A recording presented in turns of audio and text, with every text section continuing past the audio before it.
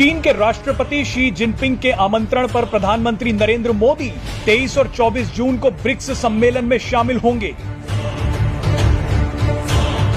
इस वर्चुअल बैठक में भारत के प्रधानमंत्री नरेंद्र मोदी, रूस के राष्ट्रपति व्लादिमीर पुतिन, चीनी राष्ट्रपति शी जिनपिंग और ब्राजील और दक्षिण अफ्रीका के राष्ट्राध्यक्ष हिस्सा लेंगे।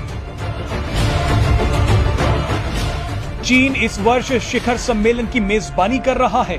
जानकारी दे दें कि यूक्रेन युद्ध के बाद पुतिन पहली बार ऐसी किसी बैठक में शामिल हो रहे हैं जिनमें दुनिया की शीर्ष अर्थव्यवस्थाएं शामिल हैं।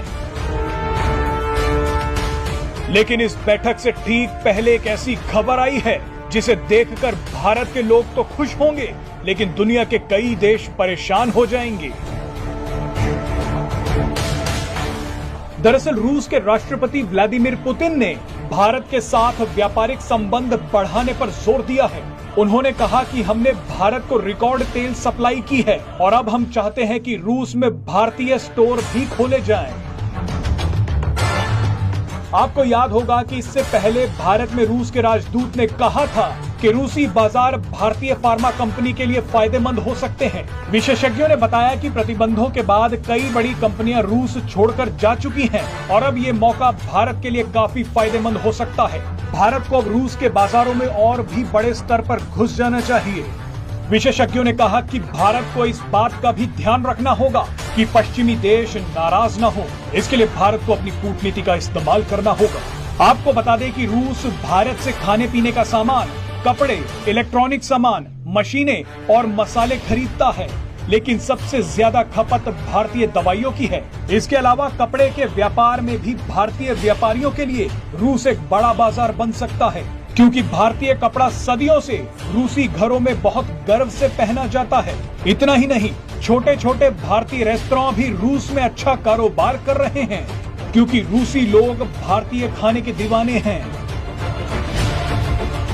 आपको याद ही है कि यूक्रेन युद्ध के बीच अमेरिका की धमकियों के बाद भी भारत रूस के साथ चट्टान की तरह खड़ा रहा और अब भारत को रूस का साथ मिल रहा है। भारत ऊर्जा की बढ़ती कीमतों से खुद को बचाने के लिए बड़े पैमाने पर रूस से सस्ता तेल खरीद रहा है। अब शायद पहली बार आंकड़ा सामने आया है कि भारत ने रूस से कितना तेल खरीदा।